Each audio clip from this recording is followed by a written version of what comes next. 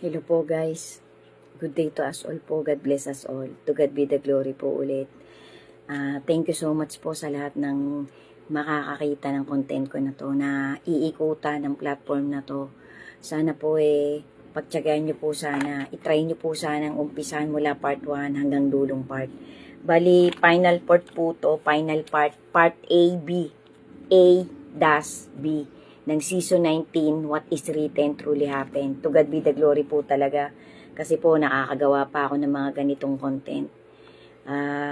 Lahat po talaga ng nangyayari sa isang tao, lagi pong may kinalaman ng ating Creator. Amen to that guys. Sana po lahat po kayo na nakakakita at nagtsatsagang magtapos ng mga content ko. Ang Panginoon po ang bahala sa inyong lahat, 10 ng inyong buong pamilya. Sana po magkamit kayo lagi ng peace of mind at ng magandang kalusugan habang naghihintay po tayong lahat ng pinaka-event, ultimate event ng second ultimate coming ng our Creator. Kasi nga po nandun na po tayo talaga guys. Facts po yan, nandun na po talaga tayo. Real talk po to, real talk. Bali ang context po ng content ko na to, tungkol po to dun sa mga tanong kung totoo bang may hell at saka heaven.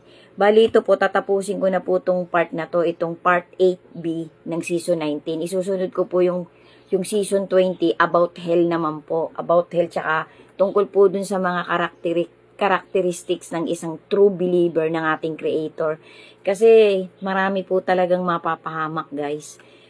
Pax na pax po yan. 2,000% po yan. Napakarami po talagang nailigaw na nung wicked, nung masama. Kasi nga po, lahat po ay bumaling na sa hulihan nung kalaban ng ating Creator. Hindi na po nila pinagtiwalaan, hindi na po nila pinagtiyagaan ng magpahanggang ngayon po na generation natin.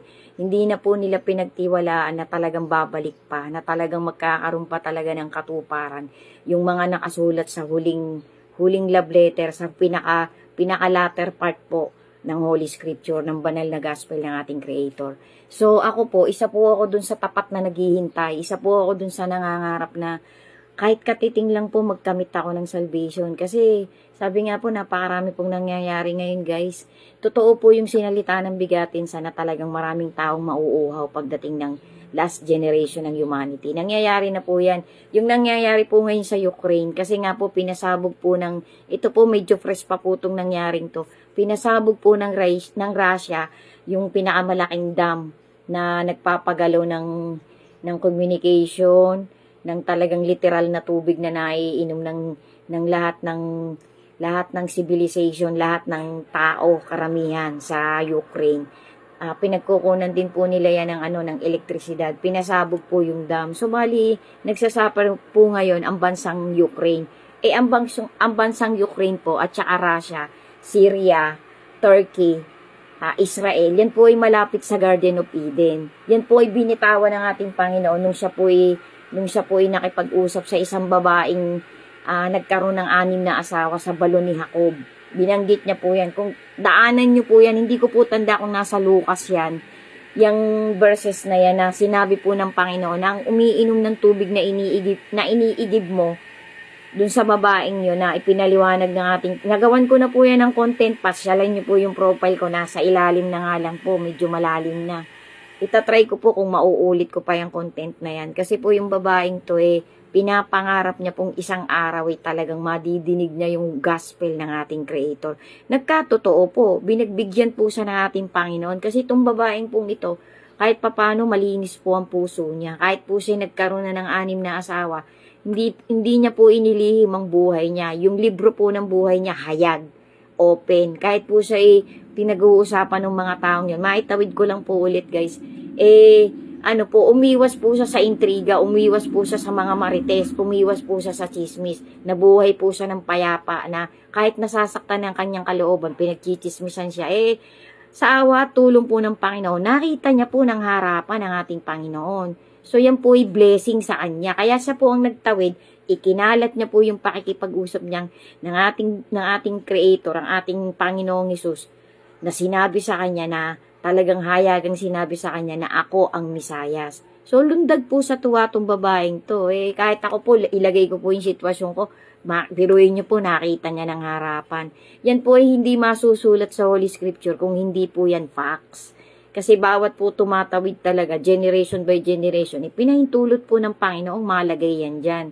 Kasi nga po, mahiwaga po ang bagay-bagay guys. Hindi po natin kayang arukin ng plano ng ating Creator.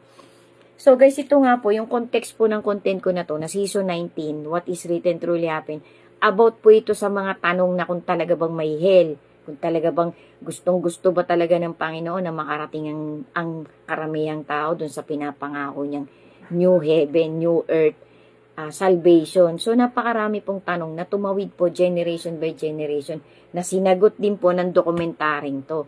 Kasi kaya po gusto ng Panginoong i-invite tayo sa salvation, sa bagong langit at bagong lupa. Kasi totoo po yun.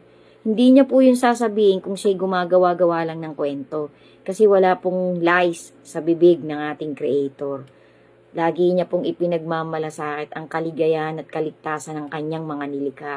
So sana po panghawakan natin yan. Kasi yan po yung magtatawid talaga ng salvation sa bawat isang kumakapit sa ating Panginoon. Pero kung ikaw po ay humiwalay na, mas pinaniwalaan mo yung salita nung kabila, nung masama, wala po, hindi po kasi namimilit ang ating Creator guys eh. Sana po umpisahan nyo mula part 1 hanggang itong final part. Gagawin ko po yung season 20 kasi i-explain ko po yung napanood ko ding documentary na tungkol naman po talaga sa hell. Kasi nakakatakot po talaga guys. Kasi totoo pong may hell. Kung sino man pong nakakita nung about sa A Letter to a Friend na ginawa ko din pong content. Hindi ko lang po yung naisama sa What is Written Truly Happened. Ginawa ko po yung life lesson, motivation, POV, yung content ko na yun. Hanggang 6 na part po yata yun o 8. Kung sino pong nakakita nun na nadaanan din ninyo sa FYP nyo, namnamin nyo po yung context ko na yun. Kasi hirap na hirap po dun si Peter 1. Kasi nga po, hindi niya po pinanghawakan na hindi po siya nag-aligaga, hindi po siya nag-struggle, na hanapin niya talaga. Tapos namutawi po sa labi niya. Kasi documentary po to, na parang ginawan po to ng vision ng content creator na gumawa nito sa iba-ibang platform. Nadaanan po ng mata ko, tinapos ko po. Tapos inirelate ko po sa, ginawan ko po ng isang content din, itong napanood ko na documentary na to, na nagsisi po yung lalaking yun. Kasi nga po, hindi niya po kinalkal, hindi niya po ini-struggle na hanapin talaga yung mga salita ng Panginoong Hesus nung siya'y nabubuhay pa. Nagkulang din po yung kaibigan niya kasi hindi po siya inakay sa tamang daan, sa tamang trajectory na papunta talaga sa pagliligtas ng ating Creator. So, wag na po nating intayin mangyari yung vision na yun sa atin. Kasi nakakatakot po yung nangyari po kay dun sa mayamang lalaki na kapitbahay ni Lazaro. Di po ba nagsisi siya? Nasa Holy Scripture din po yan. Gusto niya pong itawid sa mga kapatid niya. Ay huli na po. Hindi na po niya pwedeng ipakiusap kay Amang Abraham tsaka kay Lazaro. Kasi si Lazaro po, nung time na yun, na hinihingan niya ng pabor, hindi na po makakababa dito sa lupa. Kasi kinuha na po ng Panginoon ang buhay niya. Kaya nagkaroon po ng vision sa Holy Scripture, sa New Testament, yung buhay ni Lazaro. Kasi nga po, para gawin nating motivation ng huling humanity, ng generation natin. So, sana po guys, yan po, namnamin nyo po. Sana po ko talaga kahit papano, ang mga content ko po talaga, iginugol ko po yan na kahit papano, makapagtawid po ako ng maliit kong life lesson, ng maliit kong experience sa buhay, na makita ng aking kapwa-tao na kahit papano, hinahangad ko pong maitawid ko po yung naunawaan ko sa maliit pong wisdom na ipinagkaloob ng Panginoong mapa sa akin. Habang ako'y nandito pa, habang ginagamit ko pa po itong fragile na buhay na hinihiram ko sa Kanya, meron man pong taong makakita, kahit pa paano maitawid ko po yung maliit kong life lesson and motivation. Thank you guys, sana po umpisahan niyo po mula part 1 hanggang itong final part. Part 8, na po ito ng season 19, WWTH. Thank you po sa inyong lahat guys. Sana po talagang kahit pa paano nakapagdatid ako sa inyo ng maliit na motivation. To God be the glory po. Lagi po nating pagnilayan ng gospel ng ating Creator. Amen po. Ingat po tayo palagi. Patatagin pa po natin ang faith natin guys. And always be ready. Nandun na po talaga tayo guys. Malapit na po yung gitna, yung climax ng tribulation. Ingat po tayo. God bless us all po. And thank you po for